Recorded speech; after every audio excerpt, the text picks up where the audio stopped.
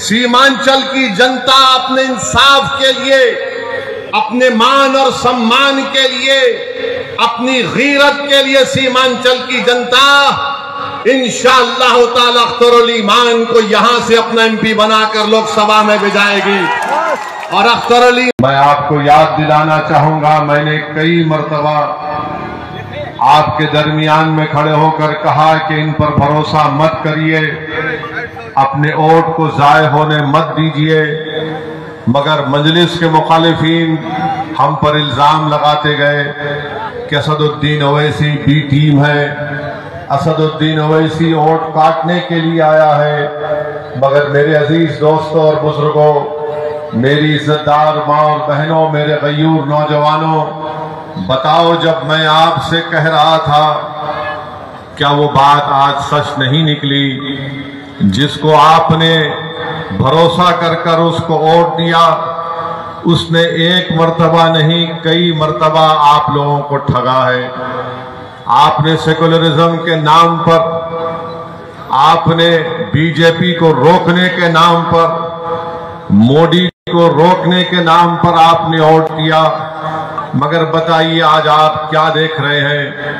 इल्जाम अख्तरुल ईमान पर लगता है कि अख्तरुल ईमान और असदुद्दीन ओवैसी और आफ्ताब इंजीनियर बिहार में वोट तोड़ने के लिए आए हैं। मैं उनसे पूछना चाह रहा हूं, बताओ आज जिम्मेदार कौन है?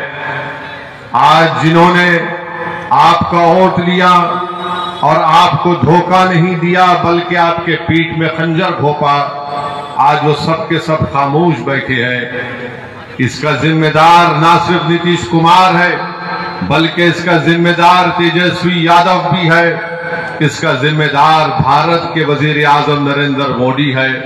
ये तमाम के तमाम तीनों पलटू मास्टर हैं, बोलते एक हैं और सत्ता के लिए कुछ भी कर जाते हैं। अगर हम चुनाव लड़ते हैं तो हम पर इल्जाम लगा दिया जाता है, मगर आज बिहार में बीजेपी अगर सत्ता में है तो इसका जिम्मेदार ना सिर्फ नीतीश कुमार है बल्कि इसका जिम्मेदार तेजस्वी यादव भी है कि आपने आज बिहार की जनता पर बीजेपी को मुसल्लत करके रख दिया। आपकी नादानियों और गलतियों की वजह से आज बिहार में आरएसएस मजबूत हो रही है। हम चुनाव लड़ते हैं तो हम पर उंगलियां उठाई जाती हैं, इल्जामात लगाए जाते हैं। मगर बताओ, आज बिहार में अगर बीजेपी की सरकार बनती है तो इसका जिम्मेदार क्या अख्तरुल ईमान असदुद्दीन ओवैसी है? हमारे 4 विधायक को इन्होंने तोड़ लिया। आपने मजलिस के उम्मीदवार को आपने अपने वोट और दुआओं से कामयाब किया। मजलिस के 4 विधायक को तोड़ा, ये बोलकर तोड़ा कि हम बीजेपी को रोकेंगे। बताओ, तुमने क्या बीजेपी को रोका? तुम सिर्फ अपनी अना की तस्कीन के लिए तुमने मजलिस के 4 विधायक को तोड़ा। तुम नफरत करते हो कि सीमांचल की सरजमीन से एक गरीब और मजलूमों की एक सियासी लीडरशिप जो भर रही थी, तो तुम ये नहीं चाहते थे कि सीमांचल की जनता से इंसाफ हो। तुम ये जानते थे कि मजलिस ने यहां पर सीमांचल की आवाम में एक सियासी इनकलाब को बर्पा कर दिया। तुम ये नहीं बर्दाश्त कर सकते थे कि सीमांचल की जनता से इंसाफ होगा, उनको उनका हक मिलेगा। तो झूठ बोलकर हमारे 4 विधायक को नीतीश कुमार ने और तेजस्वी ने तोड़ा। अब बताओ, वो 4 विधायक की क्या अहमियत है वहां पर? ना तो वो मुंह खोल सकते हैं, ना तो वो बगैर इजाजत के बैठ सकते हैं, ना तो वो बगैर कुछ सोचे समझे, इनके पास कुछ है ही नहीं। मगर मजलिस ने जो सीमांचल की सरजमीन पर जो एक सियासी इनकलाब को बर्पा किया, तो ये बात ना मोदी को पसंद आई, ये बात ना तेजस्वी को पसंद आई, ना ये बात नीतीश कुमार को पसंद आई।